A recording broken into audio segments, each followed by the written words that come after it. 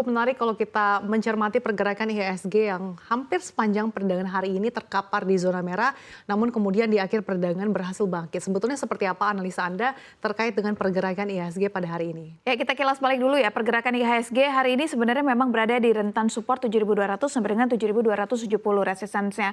Dan sesi pertama turun 0,01% ke level 7.247. Tetapi di akhir perdagangan betul-betul dekat dengan penutupan terjadi tarikan hingga akhirnya naik 7.256 atau naik ke level tersebut dengan apresiasi 0,11%. Di sesi pertama ini pemberatnya adalah dari teknologi dan juga transportasi. Namun kita lihat tadi beberapa sektor awal seperti finansial, bahan baku ini berada di zona apresiasi yang turut memberikan kinerja baik bagi IHSG di penutupan hari ini. Hingga akhirnya di pekan ini, 2 hari di awal pekan ini, IHSG berhasil ditutup di teritori positif. Bergeser dari IHSG ke rupiah, rupiah ini sejak kemarin memang bergerak di rentan 15.600 sampai dengan 16.000. Di mana sebenarnya rupiah ini masih dalam tren pelemahan.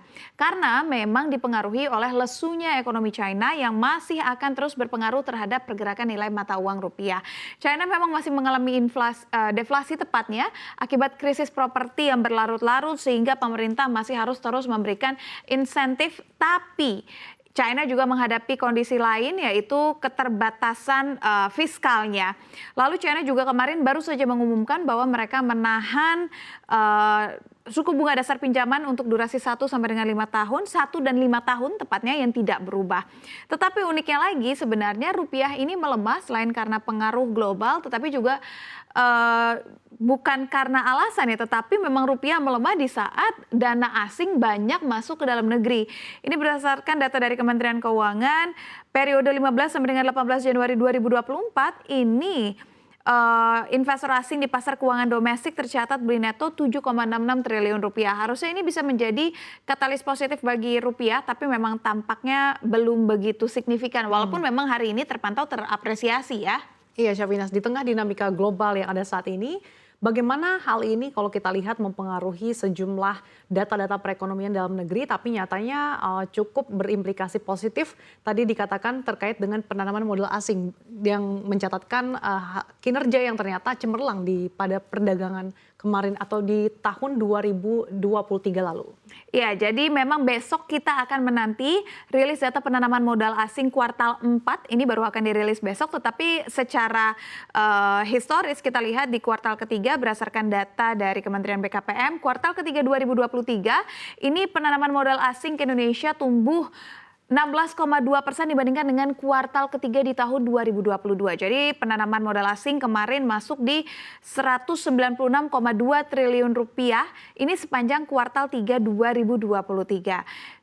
Dibandingkan dengan kuartal 3 2022 hanya sebesar 168,9 triliun rupiah.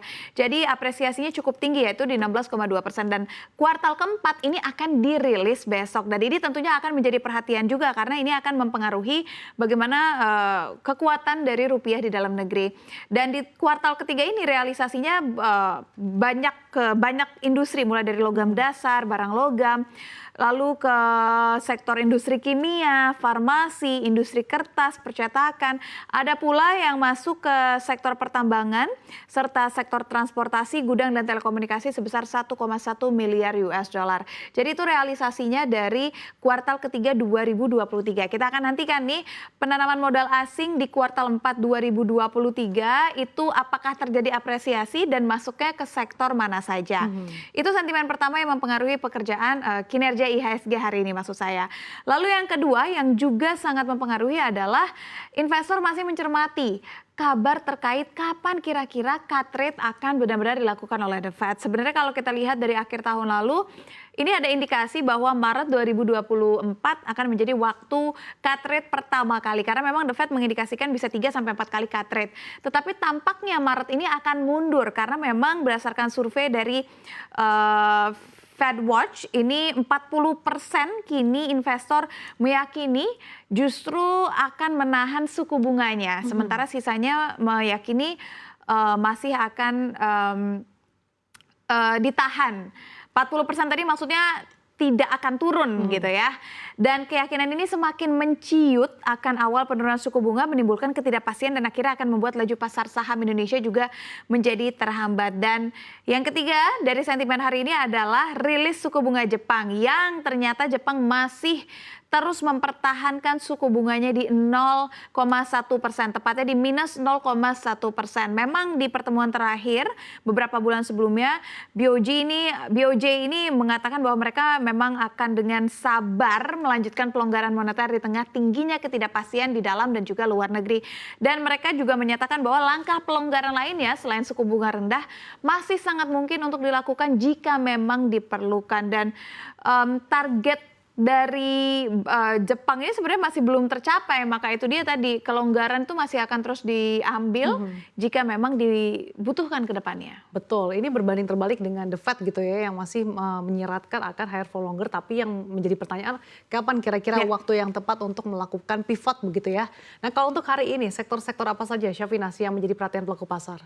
Sektor yang menarik untuk dibahas adalah sektor batubara karena beberapa hari lalu tepatnya kemarin penguatan harga batubara kembali terjadi seiring dengan permintaan konsumsi yang mencapai 1 miliar ton dan ekspor dunia itu juga ya termasuk ke dalam 1 miliar ton. Tampaknya memang dunia masih membutuhkan batubara. Make sense sih sebenarnya kita kan dalam era transisi ya. Jadi memang batubara masih dibutuhkan, energi hijau pun dibutuhkan dan sedang diperkenalkan. Kemarin ini harganya berada di 123 US dollar per metric ton di pasar ICE Newcastle. Memang masih berada di bawah harga psikologi 130-an, tetapi ini meningkat setelah beberapa lama sebelumnya sempat berada di bawah 130 US dollar per metric ton. Dari segi impor juga Tiongkok pembeli batubara terbesar ini permintaannya meningkat, India juga permintaannya meningkat, begitu juga dengan Taiwan, Vietnam, bahkan Vietnam mencatatkan sebagai kenaikan persentase impor terbesar, bahkan mencapai 2 digit dari tahun ke tahun. Dan peningkatan impor ini menunjukkan konsumsi global yang sangat besar dan tingkat produksi yang belum dapat mengimbangi sehingga adanya kenaikan harga. Kita lihat sekarang bahkan menyentuh 128 US dollar per metric ton. Kita lihat apakah peningkatan harga ini mempengaruhi kinerja dari saham-saham batubara. Kita akan lihat bagaimana beberapa saham batubara dengan market cap yang cukup besar di IHSG, Bayan Resources stagnan, Bumi Resources, Indo Tambang Raya, Adaro Energi justru terkoreksi ya. Secara sektoral memang koreksi hari ini, bahkan koreksinya lebih dari 1% semua untuk Adaro, bahkan lebih dari 2%. Dan kalau perbankan, sektoral secara perbankan ini masih berkaitan dengan pertumbuhan dana pihak ketiga yang dalam 3 bulan terakhir 2023 atau kuartal 4 ini terbilang seret. Per Desember DPK yang dihimpun itu hanya naik 3,8%. Naik sih, tetapi kenaikannya tidak setinggi kuartal sebelumnya. Menjadi 8.234 tepatnya di triliun rupiah. Dan kebijakan BI ke depannya ini akan berdampak pasti pada pertumbuhan kredit dan DPK perbankan. Tetapi kalau misalkan kemarin kita berdiskusi bersama dengan para ekonom melihat minimnya DPK ini karena memang kebanyakan tabungan itu sekarang sudah beralih ke investasi sehingga tidak lagi diendapkan di perbankan begitu. Tapi ini memang tidak mempengaruhi IHSG secara keseluruhan, tetapi cepat atau lambat bisa jadi berdampak kepada sektor-sektor perbankan.